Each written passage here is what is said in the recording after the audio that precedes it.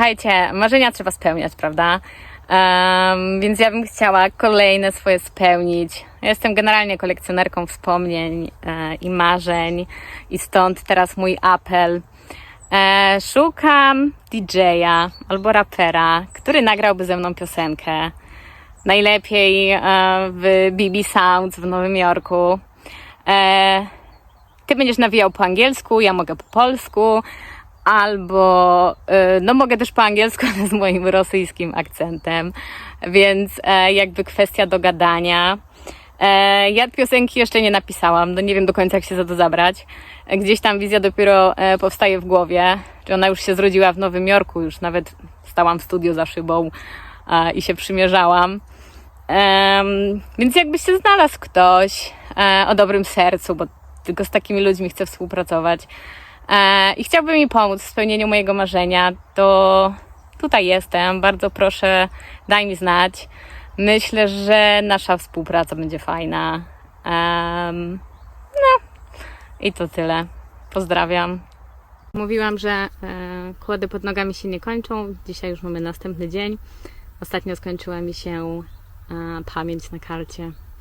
Zebrałam wszystkie kabelki, wszystko ze sobą i komputer, żeby w razie czego móc ogarnąć taką sytuację, ale okazało się, że zapomniałam adaptera do karty mini SD. Więc nagrywamy dzisiaj kolejny raz. Mówiłam o tym, że Bóg na nas czeka, tak? I że On jest super. Tak. I On czeka na nas, żeby spełniać nasze marzenia, żeby nam błogosławić. On po to stworzył tyle praw we wszechświecie, tak? Tych praw fizyki, żebyśmy mogli z nich korzystać, żebyśmy mogli być szczęśliwi. Te prawa niektórym, bo też widziałam takie spekulacje, mogą się wydawać jakby były magią, ale one nie są magią, to jest po prostu fizyka. Z magią jest tak, magia pochodzi od złego, tak? I jak chcemy bawić się w magię, to musimy zawrzeć kontrakt ze złym. I przy magii jest tak, że my dostajemy wszystko tak. W mgnieniu oka, przez jedną noc ty się możesz stać najsławniejszym człowiekiem na świecie, tak? Nagle napisać i stworzyć tyle piosenek. To się dzieje po prostu w jednej sekundzie. Na szybko. A tutaj, w tych prawach fizyki, które stworzył nam Bóg, to wszystko to jest proces, to trwa. Tutaj przede wszystkim, żeby coś zdobyć, trzeba mieć piękne serce, tak? Trzeba tą miłość mieć w sobie, miłością się kierować, miłość okazywać. Trzeba mieć wdzięczność i wiarę, tak? Trzeba wierzyć w to, że o cokolwiek nie poprosimy, będzie spełnione. Więc no na logikę to nie są diabelskie rzeczy, to jest coś, co Bóg nam dał, bo On nie stworzył nas tutaj po to, żebyśmy się tylko męczyli, pracowali po 16 godzin dziennie i byli niezadowoleni. To wszystko zrobił z nami system. Bóg naprawdę nas kocha i On stworzył to wszystko, żeby nam się tutaj dobrze żyło. To piekło, które jest na ziemi, stworzymy sobie sami my, ludzie, bo nie rozumiemy do końca zasad gry w życie, komplikujemy je, zamiast je upraszczać i tak jak mówiłam, blokuje nas bardzo często ego, bo ego jest od złego i on próbuje nas odciągnąć od Boga. Dlaczego mówię, że my robimy to zło? Bo choćby spójrzmy bo ludzie często mówią, jakby Bóg istniał, to by nie dopuścił do tego, żeby ludzie umierali przez Niego, tak? Przez Kościół na przykład, jak umierają. Ale to robią ludzie, bo ludzie mówią, nie, mój Kościół jest, czy ta moja religia jest ważniejsza, twoja jest gorsza i się wykłócają, bo robią wszystko z poziomu ego. To nie jest to, co się Bogu podoba. Bóg nie chce, żebyśmy się wykłócali. Bóg jest miłością, Jezus był miłością i On chce, żebyśmy się traktowali z miłością. To te walki wynikają z człowieka, bo on jakby chce pokazać, tak, mój Kościół, moja wiara jest lepsza od twojej, a Bogu nie zależy na religii. W nim nie chodzi o religię. On jest ponad każdy Kościół, ponad każdą religię. I jemu dla niego nie jest ważne, do którego kościoła ty chodzisz i w jaki sposób, jaką religią się kierujesz, tak?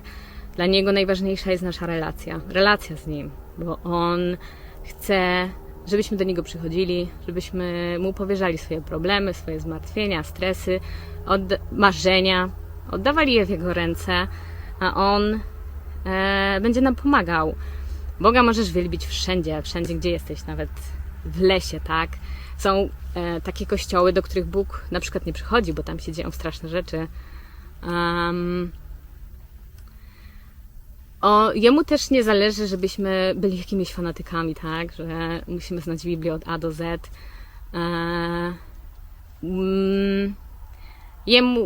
On chce, jakby my się Biblią że musimy, tak, karmić, bo Biblia jest jak konstytucja życia, tak, tam jest zawarte bardzo dużo mądrości, jego wskazówek i gdzieś tam musimy ją czytać i żeby wiedzieć, jak sobie radzić, ale on bardzo dużo będzie nam mówił sam, będzie mówił do naszych serc przez to, jak nasze serca będą czyste, on będzie do nich mówił. On się objawia, gdzie się nie rozliczycie dookoła, to go widać. Ja go znalazłam w prawie każdej nauce, w sztuce, w literaturze, muzyce, on jest wszędzie, bo do każdego z nas przemówi co innego i on objawia się nam w każdy możliwy sposób, bo chce, żeby jak najwięcej ludzi go poznało. Do jednego przemówi to, do drugiego przemówi to. Dlatego możemy go odnaleźć w wielu naukach, tak? W wielu dziedzinach, bo on czeka na nas, on tylko chce, żebyśmy po prostu do niego przyszli. Tak samo każdemu z nas on się objawia w inny sposób, bo jest nieskończony. Każdy z nas ma inną misję na tym świecie, każdy z nas ma inną grupę docelową, której może pomóc. Dlatego jednemu objawi się w jeden sposób, drugiemu w inny sposób. I my nie jesteśmy tu po to, żeby się wykłócać. Mi powiedział to i ja jestem lepsza, tobie powiedział tamto, ty na pewno to jest nieprawda. To nie jest w ogóle Boża postawa. Wiadomo, że tak samo jest bardzo dużo różnych fałszywych nauczycieli, ale jak będziemy mieli relację z nim, to będziemy mogli w naszym sercu rozpoznać, co jest prawdą, a co jest kłamstwem. On nie chce, żebyśmy się wykłócali, tylko żebyśmy się kochali i nikt nie potrzebuje adwokata pomiędzy sobą a Bogiem. Niech każdy chodzi do kościoła, którego chce, czy nie chce. Jemu chodzi o to, żebyśmy po prostu patrzyli na Niego. Ja Boga nie znalazłam w kościele. Znaczy, jak chodziłam do kościoła, to był tam, tak, ale ja chyba tak naprawdę nigdy nie miałam z nim, nawet jak chodziłam do kościoła, nie miałam z nim takiej relacji, jak mam teraz. Ja bym Boga wyjęła trochę z kościołów, wszystkich kościołów, postawiła go na takiej łączce, czy w lesie, w którym jestem teraz i oczyściła ze wszystkich dogmatów i wyobraziła go sobie tak, jako najlepszego przyjaciela, najlepszego ojca, jakiego moglibyśmy mieć. Bo on jest naprawdę dobry i życzy nam jak najlepiej i kocha nas miłością nieskończoną i tak samo wybacza nam wszystko. Jedynym warunkiem jest to, żebyśmy się po prostu przed nim ukorzyli, tak? W moim życiu też w pewnym momencie ja musiałam to zrobić, bo tak jak mówiłam wcześniej, ego jest naszym największym wrogiem, który nas tak naprawdę oddala od Boga. I w moim przypadku też tak było. Obraziłam się na Boga za to, że mój tata umarł. Powiedziałam mu, jak mogłeś mi coś takiego zrobić, jak mogłeś mi go zabrać. I odwróciłam się od niego. To było właśnie moje ego, tak? Bo myślałam tylko i wyłącznie o sobie, a on miał prawo go zabrać. Mógł mieć z moim tatą ustalone, tak? Że tyle i tyle pożyje, bo my tutaj na ziemi tak naprawdę jesteśmy po to, żeby się uczyć, tak? Żeby zdobywać jak najwięcej doświadczeń, uczyć się, bo nawet przez taką tragedię jak śmierć mojego taty, ja mogłam się na przykład bardzo dużo nauczyć. Mogłam wiele zobaczyć w moim życiu, wiele doświadczyć i teraz wierzę w to, że będę mogła komuś innemu pomóc przez to doświadczenie. W pewnym momencie po prostu do niego zawołałam, tak? Jak już nie dawałam sobie rady to do niego zawołałam i on mi odpowiedział. I od tego czasu tak mi błogosławi, że ja czasami aż płaczę po prostu i mówię, czym ja sobie na to zasłużyłam. Zresztą wystarczy zobaczyć teraz, to moi znajomi raczej tak będą mogli zobaczyć różnicę, jak ja teraz wyglądam, jak wyglądałam kiedyś. Przestałam nadużywać alkoholu, przestałam brać środki odurzające, o czym mówiłam jakby na początku. Moje życie się kompletnie zmieniło. Poradziłam sobie ze wszystkimi nałogami. W pewnym momencie myślałam, że jestem uzależniona i nigdy nie przestanę pić czy robić tych innych rzeczy, że po prostu mój mózg jest uzależniony od bycia nietrzeźwym, a to po prostu były chore emocje, z którymi trzeba było zrobić porządek. I ja na przykład jak byłam w Stanach, widziałam ludzi, którzy mieszkają na ulicach i gdzieś tam nadużywają różnych substancji, to nie śmiałam się z nich, bo jak spoglądałam w ich oczy, to widziałam w ich oczach ból. Znam, bo byłam w tym samym miejscu, ale ja miałam szczęście i udało mi się z tego wyjść. I wiem, że jest bardzo dużo osób, które potrzebują pomocy, potrzebują oczyścić swoje umysły, bo są w tym samym miejscu, w którym ja byłam. I słuchajcie, Bóg, jakby On nam kazał wręcz oczyścić nasze umysły, bo 90 kilka procent, nie wiem, chyba 5% naszym życiem kieruje podświadomość, a w naszej podświadomości jest ukryte jest wszystko, tam jest wszystko, bo mózg nie zapomina nigdy. I tam są poukrywane różne rzeczy z naszej przeszłości, których my nawet nie pamiętamy, a one nami kierują. I ale to każdy z nas musi zrobić porządek ze swoim umysłem. Przeczytam 2 cytaty z Biblii, które o tym mówią. A nie upodabniajcie się do tego świata, ale się przemieńcie przez odnowienie umysłu swego, abyście umieli rozróżnić, co jest wolą Bożą, co jest dobre, miłe i doskonałe. Zwleczcie z siebie starego człowieka wraz z jego poprzednim postępowaniem, którego gubią zwodnicze żądze, i odnówcie się w duchu umysłu waszego, a obleczcie się w nowego człowieka, który jest stworzony według Boga w sprawiedliwości i świętości prawdy. W naszej podświadomości jest ukryte bardzo dużo. No ja to wiem jakby, bo u mnie był zatrzymany gniew, był zatrzymany ból, złość na tatę i na Boga, tak? I przez to zaczęłam rujnować sobie życie. Aż w pewnym momencie powiedziałam nie, dość, bo czułam, że zaraz się wykończę i zapisałam się gdzieś tam na psychoterapię i zaczęłam przygodę z leczeniem. I po tym zauważyłam, jak bardzo nasza przeszłość wpływa na teraźniejszość, jeśli nie zostanie uprzątnięta, jak wiele jak to, co się wydarzyło w przeszłości, jak nami steruje i my nawet nie wiemy o tym, nie zdajemy sobie sprawy. Każdego z nas spotkało w przyszłości coś ciężkiego, z czym sobie nie umiał poradzić.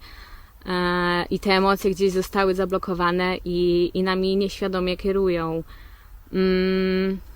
Wystarczy spojrzeć na, nie wiem, matki, które w Polsce ostatnio była taka sytuacja, tak? Kobieta głodziła swoje dziecko, nie pozwalała spotykać się mężowi z dzieckiem, bo od niej odszedł, tak? I czym ona się kierowała? Ona się kierowała chorym ego, chorym umysłem tak naprawdę, tak? Robiła mu na złość, przez co cierpiało dziecko i cierpiał on, no i ona tak naprawdę też. Wiele się słyszy o nie wiem, powiedzmy mężczyznach, kobiety, to jest jakby płeć tutaj nie ma znaczenia, tak? Mężczyzna wymordował całą swoją rodzinę, tak? I w sądzie mówił, że on nie wie co zrobił, że on po prostu słyszał w głowie głosy. I te głosy to są demony. Tak jak ja mówiłam na początku, w moim przypadku jak było, tak? Te głosy to są demony, to one są wysłane od złego, żeby niszczyć, żeby zabijać, żeby okradać nas ze szczęścia. Nieuprzątnięta głowa może tak być potem, że przychodzi ten zły i wciska nam do głowy podpowiada nam zrób to, zrób tamto i ty nie wiesz, co jest prawdą, a co jest kłamstwem i po prostu oddajesz się temu i to robisz tak jak czytałam z jednym wersetów przed chwilą, żebyśmy potrafili odróżnić, co jest wolą Bożą, a co nie. Dlatego każdy z nas bez wyjątku musi zrobić ze sobą, ze swoją głową porządek, żeby nie ranić siebie i ludzi dookoła. Zamiast balu maturalnego, jak tam się tam ma 18 czy 19 lat, to powinien być bal z psychiatrą. Serio, bo to jest ważniejsze, to jest najważniejsze w życiu. Bardzo często na przykład, nie wiem, tworzymy związki, przechodzimy z jednego w drugi, w każdym jest to samo, w każdym jest przemoc, jest manipulacja, i my się zastanawiamy, o co chodzi, dlaczego spotykam ciągle tych beznadziejnych facetów, bo takich przyciągam, bo coś jest we mnie takiego, że ciągnie mnie do takich mężczyzn, bo ta przemoc, którą oni stosują, kojarzy nam się na przykład z przemocą, która była u nas w domu. I my automatycznie, podświadomie po prostu ciągniemy do takich ludzi, bo się przy nich czujemy jak w domu. Czujemy się bezpiecznie. I potem z nas wychodzą pewne rzeczy, tak? Wychodzi ten ból znowu i tak dalej, ale my nie robimy z tym porządku, tylko wchodzimy w następny związek i w następnym znowu jest to samo. Jak nie zdążą się pojawić w tym jakby wszystkim dzieci, to jest okej, ale jak się pojawia dziecko i potem jest to przekazywane znowu kolejnej istocie, która jest Bogu ducha winna, to jest straszne. Albo nie daj Boże, jak się tą małą istotę potem katuje, tak?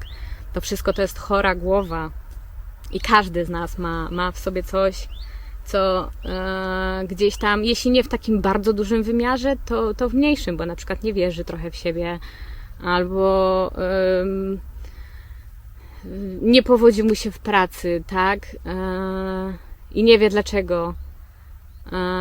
Marzy o jakimś tam biznesie, ale cały czas mówi sobie, że nie, bo i wyszukuje po prostu wielu tłumaczeń. Dlatego mówię, że to piekło na ziemi nie robi nam Bóg, tylko my robimy to sobie sami. On dał nam zasady proste, tak jak mówiłam tutaj, na przykład kazał nam uleczyć głowy, czego większość z nas nie robi. Każe nam ufać Jemu, tak? Wierzyć Jemu i wierzyć we wszystko. On stworzył te prawa fizyki po to, żebyśmy z nich korzystali. I na to prawo fizyki też mam cytat z Biblii. Dlatego mówię wam, że będziecie mieli wszystko, o co się modlicie i o co prosicie, jeśli tylko wierzycie, tak jakbyście to już otrzymali. Wiara i tak jak w afirmacjach jest, czas dokonany, tak? Ja mówiłam o tym, jak nadużywałam alkoholu, nadużywałam substancji psychoaktywnych, jak zrobiłam się człowiekiem, którym nigdy nie byłam, nawet nie sądziłam, że będę. Potem miałam bardzo duże zderzenie z rzeczywistością, bo nie wiedziałam, kim tak naprawdę jestem. Czy jestem tą starą Anną, czy tym nowym wydaniem, z którego nie byłam zadowolona. I to mi właśnie pokazało, jak nasza głowa, jak nasze zachowanie się zmienia poprzez naszą głowę, tak? W mojej głowie coś po prostu pewnego dnia kliknęło, tak? To pojawił się gniew, smutek, ból, który kierował moim życiem i je rujnował. Jest wiele ludzi, którzy robią takie rzeczy, tak? Bo bardzo często, nie wiem, wasza mama, wasz tata mógł wam w dzieciństwie powiedzieć, że jesteście nikim, że się do niczego nie nadajecie i teraz jedyne co jakby w was, uwierzyliście im w to tak naprawdę i jest w was ból, który leczony jest przez właśnie takie substancje. Ja chyba też niektóre rzeczy musiałam przejść po prostu w życiu, żeby takich ludzi móc lepiej zrozumieć. My musimy w pewnym momencie zrobić porządek ze swoją głową. Musimy zajrzeć do tego, co tam się dzieje i odrzucić to kompletnie, bo nasza podświadomość nieświadomie, my nie jesteśmy tego świadomi, to jest w podświadomości wszystko, ona nami kieruje i może zrujnować nam życie. Tak jak mówiłam wcześniej, ona kieruje nami i choćby te relacje, tak, w które ludzie się w które się pakujemy, bo ja też się w taką relację wpakowałam, bo podobne przyciąga podobne, tak? Ciało A przyciąga ciało A, a jak ciało A chce przyciągnąć ciało B, to musi się stać ciałem B. Ja w momencie, kiedy byłam chora, kiedy nie kochałam siebie, przyciągnęłam podobnego pacjenta, że tak powiem, który też on miał, powiedzmy, zaburzenie osobowości, tak? I we mnie widział wszystko, co najgorsze. Widział i wypominał mi to strasznie. Nie miał jakby do mnie cierpliwości, okej, nie mam za to pretensji, ale no nie potrafił sobie poradzić z tym, jak gdzieś tam jakieś rzeczy się we mnie pojawiały i krzyczał po mnie wiecznie, mówiąc mi same najgorsze rzeczy. Jesteś taka, jesteś siaka, sraka, i powodując we mnie tak naprawdę jeszcze większe rany, z którym musiałam się jakby przeciwstawić w końcu i gdzieś tam nasze drogi się na szczęście rozeszły. I ja pamiętam, jak potem powiedziałam o tym mojemu bratu. Słuchaj, on mi mówił to i tamto. I mój brat mi powiedział: siostra, ty naprawdę musiałaś być bardzo chora, że pozwoliłaś komukolwiek tak do siebie powiedzieć, bo ta stara ty w życiu by sobie na to nie pozwoliła.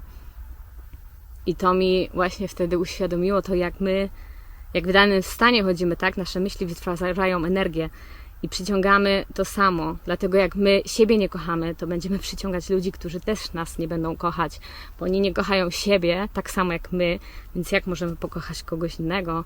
Jak chcemy stworzyć szczęśliwy związek, to musimy najpierw pokochać siebie. Musimy siebie uleczyć, musimy wybaczyć sobie różne rzeczy, musimy pokochać siebie i dopiero wtedy będziemy mogli przyciągnąć kogoś, tak? Kto będzie mógł nas pokochać, bo będzie kochał też i siebie. Będziemy nadawać na tych samych falach, tak? To jest fizyka. Mam jeszcze parę cytatów, bo mówiłam, że chore ego nas najbardziej odciąga od Boga, bo ono zaprzecza Jego istnieniu, tak? No bo jak ono jest od złego, no to logiczne, że będzie nas odciągało od Boga. Taka to jest droga tych, którzy żyją w błędnej pewności siebie. I taki koniec tych, którym własna mowa się podoba. Występne podszepty ma bezbożny we wnętrzu serca swego. Nie ma bojaźni Bożej przed oczyma Jego, bo schlebia sam sobie w oczach swoich, że nieprawość Jego nie będzie wykryta i znienawidzona. Słowami ust Jego są niegodziwość i fałsz. Nie chce być rozumnym i dobrze czynić. O niegodziwości myśli na łożu swoim. Staje na niedobrej drodze, nie brzydzi się złem. Niech moi przewrotni wrogowie nie radują się z mojego powodu. Niech nie spoglądają szyderczo ci, co nienawidzą mnie bez przyczyny. Nie mówią bowiem o pokoju, lecz przeciw spokojnym w kraju zmyślają fałszywe słowa. To może się odnieść do tych, którzy, no tak jak mówiłam wcześniej, tak, wolą tkwić w nienawiści, w zawiści na kogoś, plotkują za jego plecami, mówią fałszywe słowa, tak, to wszystko, co się dzieje w świecie jest wypisane w Biblii, to nie jest wzięte z niczego, jest powiedziane to o ludziach, którzy nienawidzą mnie bez przyczyny, tak. Ja też wiele razy się w życiu spotkałam z nienawiścią, głównie kobiet, bez przyczyny i teraz już umiem sobie z tym radzić, bo rozumiem, skąd się to bierze, to jest ich niskie poczucie własnej wartości, one próbują mnie zniszczyć, czy tam poniżyć, żeby poczuć się na chwilę lepiej. Ja kiedyś bardzo mnie to bolało i nie umiałam sobie z tym, nie rozumiałam, dlaczego ludzie mnie tak traktują, głównie kobiety, tak? Powiedzmy, przychodziłam do nowego miejsca pracy i byłam otwarta, mówię, super, będę mogła poznać nowych ludzi, a ktoś mnie mierzył z góry do dołu, plotkował o mnie i ja to wszystko widziałam, czułam i słyszałam, ale nie będę wdawać się w dyskusję, bo to jakby nie ma sensu, tak? Ja też byłam przez moich rodziców uczona w taki sposób, żeby nie odpłacać ludziom tym samym, co robią, bo to nie przyniesie nic dobrego. No i dziękuję im za to. Następne. Bezbożny źle myśli o sprawiedliwym i zgrzyta na niego zębami. Bo sprawiedliwy bardzo często jest tak, że wzbudza w tym, powiedzmy, sprawiedliwy, człowiek prawdziwy wzbudza w tym drugim, który nie jest prawdziwy, który czuje, że coś tam jest nie tak, wzbudza negatywne emocje. I potem jest reakcja właśnie taka, że ktoś obraża tego drugiego, bo ktoś, nie wiem, swoją pewnością siebie, swoim wigorem, swoją energią powoduje w drugim i to nieświadomie, po prostu byciem, swoim jestestwem powoduje w drugim jakieś negatywne emocje, bo ten ktoś ma najczęściej bardzo niskie poczucie własnej wartości. Jeszcze mam jeden cytat. To nie jest cytat z Biblii, ale to jest cytat od Stwórcy. On mi go jakby położył na serce i ja go przekazuję dalej. Nie chcę go przekręcić, więc go przeczytam. Ale te moje dzieci są nierozumne. Próbuję im się ukazać w każdej nauce, w sztuce, w wielu ludziach, a oni dalej wolą słuchać siebie i zaprzeczać mojemu istnieniu. To jest właśnie problem dzisiejszego, nawet pewnie nie dzisiejszego, ale bardzo duży problem, tak? A on tylko czeka na nas. Przecież on nie może się doczekać po prostu, aż do niego przyjdziemy i będzie mógł nam błogosławić i będziemy mogli wszyscy być szczęśliwi. Znikną nam lęki, znikną nam zmartwienia, zniknie zazdrość, zawiść, będziemy wszyscy szczęśliwi. To się da wypracować, tylko trzeba zrobić porządek we własnym wnętrzu. Okej, a było o egoistach. Teraz jeszcze coś przeczytam o głupim, a potem o mądrym. Głupich rzekł w sercu swoim, nie ma Boga. Są znieprawieni, popełniają ohydne czyny. Nie ma nikogo, kto by dobrze czynił. Bóg spogląda z niebios na ludzi, aby zobaczyć, czy jest kto rozumny, który szuka Boga. Nabywaj mądrości i za wszystko, co masz, nabywaj rozumu. Ceń ją sobie wysoko, a ona zapewni ci szacunek. Obdarzy cię czcią, gdy ją otoczysz miłością. Włoży na twoją głowę ozdobny wieniec. Obdarzy cię wspaniałą koroną. Mądrość bowiem jest cenniejsza niż korale i żadne klejnoty jej nie dorównają. Mądrość kobiet buduje ich dom, lecz głupie własnoręcznie go burzą. Mądrość roztropnego to poznanie właściwej drogi, lecz głupota głupców zwodzi. I co jeszcze mam? O dobrych. Zaiste dobry jest Bóg dla tych, kto prawy, dla tych, którzy są czystego serca. Zaufaj Panu i czyń dobrze. Mieszkaj w kraju i dbaj o wierność. Rozkoszuj się Panem, a da ci czego życzy sobie serce twoje. Powierz mu drogę swoją, zaufaj mu, a on wszystko dobrze uczyni. Bliski jest Pan tym, których serce jest złamane, a wybawia utrapionych na duchu. Wiele nieszczęść spotyka sprawiedliwego, ale Pan wyzwala go ze wszystkich. Szukałem Pana i odpowiedział mi i uchronił mnie od wszelkich obaw moich. Wysławiać Cię będę, Panie, bo wyciągnąłeś mnie z toni i nie pozwoliłeś wrogom moim cieszyć się ze mnie. Panie Boże mój, wołałem do Ciebie i uzdrowiłeś mnie. Panie, podniosłeś z otchłani duszę moją. Ożywiłeś mnie pośród tych, którzy schodzą do grobu. U mnie jest bogactwo i sława, trwałe dobra i powodzenie. Mój plon jest lepszy niż złoto. Złoto wyborne, a moje wyniki lepsze niż doborowe srebro. W Biblii jest bardzo dużo mądrości, bardzo. Biblia jest zdecydowanie, tak jak to mówią, świętą księgą i najważniejszą, ale oprócz Biblii jest jeszcze wiele innych ksiąg, z których też powinniśmy brać mądrość, z których też powinniśmy się uczyć. I nie mam jej chyba przy sobie, ale mam jedną taką książkę, która jest zdecydowanie Biblią dla martwiących się. To jest Jak przestać się martwić i zacząć żyć. Wrzucę ją tutaj na ekran, bo no jest to zdecydowanie, jak dla mnie, Biblia dla martwiących się. Dużo pozwala ułożyć sobie w głowie.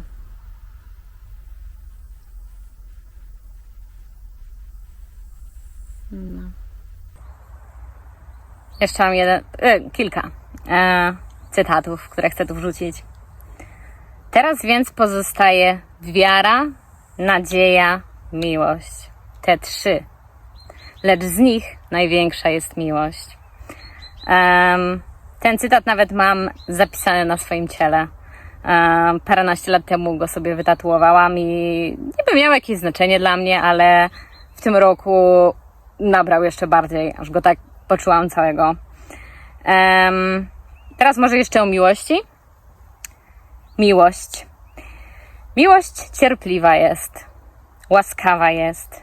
Miłość nie zazdrości, nie szuka poklasku, nie unosi się pychą, nie jest bezwstydna, nie szuka swego, nie unosi się gniewem, nie pamięta złego, nie cieszy się z niesprawiedliwości, lecz współweseli się z prawdą. Wszystko znosi, wszystkiemu wierzy, we wszystkim pokłada nadzieję, wszystko przetrzyma, miłość nigdy nie ustaje. Okej, a teraz podążaj za sercem, ale weź swój mózg ze sobą. To super, to mi się mega podoba. I jeszcze jeden mam, to może nie jest o miłości, to bardziej jest chyba o wyjściu ze strefy komfortu. To jest kawałek z